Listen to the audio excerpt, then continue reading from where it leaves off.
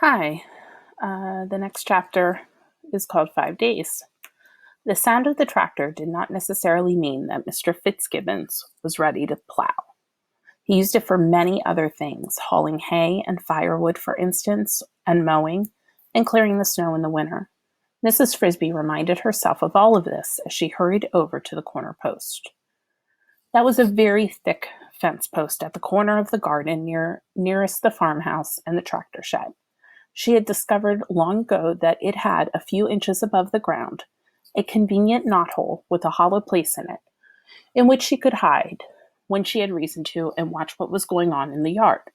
The cat dragon also knew of its existence, so she had to look sharply when she came out. She came up carefully behind the post, stared this way and that, and then darted around it and up into the hole. All clear. Mr. Fitzgibbon had backed the tractor out of the big cluttered shed where he kept it. Leaving the motor idling, he climbed down from the seat and called to the house. In a moment, his older son Paul came out, closing the door carefully behind him. Paul, at 15, was a quiet, hard-working boy, rather clumsy in his movements, but strong and careful about his chores. In a few seconds, he was followed by his younger brother Billy, who at 12 was noisier and had an annoying habit of skimming rocks across the grass and anything that moved. Mrs. Frisbee did not much care for Billy. "All right, boys," said Mr. Fitzgibbon. "Let's haul it out and see about that linchpin."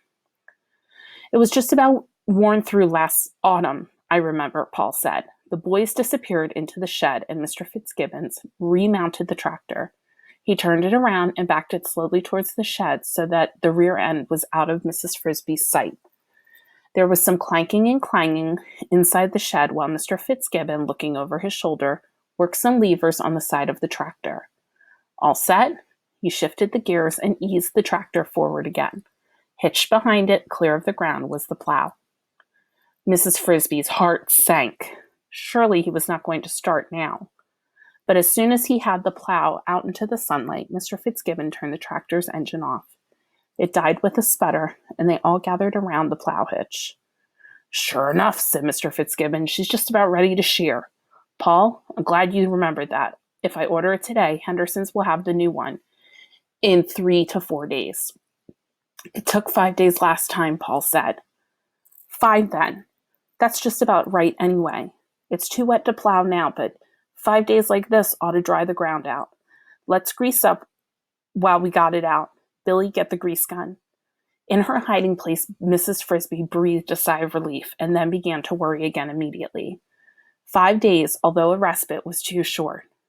3 weeks, Mr. Aegis had said, would be the soonest Timothy could get out of bed, the soonest he could live without a chill night, without getting pneumonia again. She sighed and felt like weeping. If only the summer house was as warm as the cement block house. But it was not, and even if it were, he could not make the long journey. They might try to carry him, but what was the use of that? Only to have him sick again after the first night there. She might, she thought, go back to Mr. Aegis and see if he had any ideas that would help. Was there some medicine that would make Timothy get strong sooner? She doubted it. Surely, if he had the medicine, he would have given it to her the first time. She was thinking about this when she climbed out through the knothole and slithered to the ground below, not 10 feet from the cat. Dragon lay stretched out in the sunlight, but he was not asleep. His head was up, and his yellow eyes were open, staring in her direction. She gasped in terror and whirled around the fence post to put it between her and him. Then, without pausing, she set out on a dash across the garden as fast as she could run, expecting at any instant to hear the cat scream and feel his great claws on her back. She reached the shrew's hole and considered for a fraction of a second diving into it, but it was too small. Then she glanced over her shoulder and saw an amazing sight. The cat had not moved at all. He was lying exactly as before, except now one of his eyes was closed. The other, however, was still looking straight at her, so she did not pause, but raced on. Finally, when she was a safe distance away, 2/3 across the garden and nearly home, she stopped and looked again more carefully. The cat still lay there and seemed to have gone to sleep. That was so odd, so unheard of.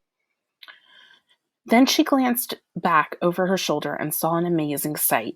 The cat had not moved at all. He was lying exactly as before, except that now one of his eyes was closed. The other, however, was still looking straight at her, so she did not pause but raced on. Finally, when she was a safe distance away, 2/3 across the garden and nearly home, she stopped and looked again more carefully. The cat still lay there and seemed to have gone to sleep. That was so odd, so unheard of. She could hardly believe it.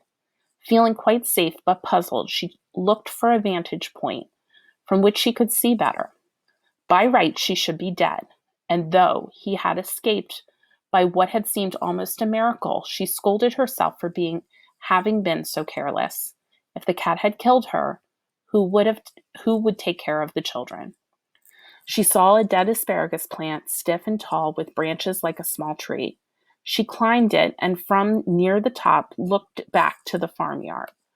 Mr. Fitzgibbons and his sons had finished greasing the tractor and had gone on somewhere else, but the cat still lay there on the grass, seemingly asleep.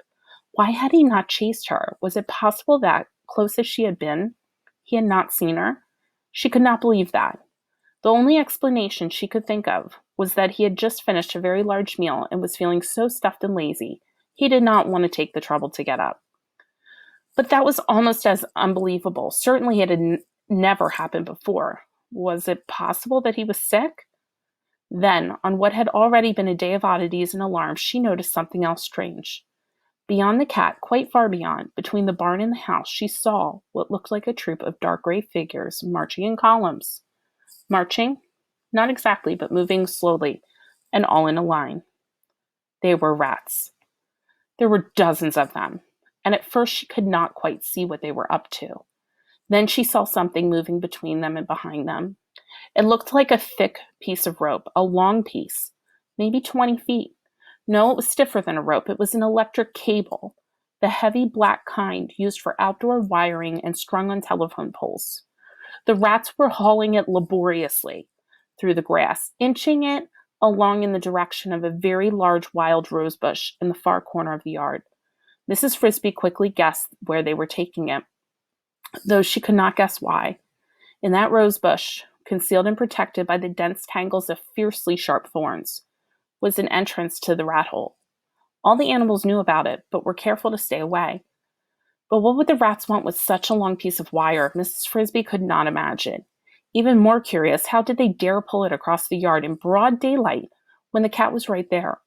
The rats were bigger than Mrs. Frisbee and could be, when necessary, dangerous fighters, but they were no match for Dragon. She watched them for quite a long time. It was obvious that they knew exactly what they were doing, and they looked as well drilled as a group of soldiers.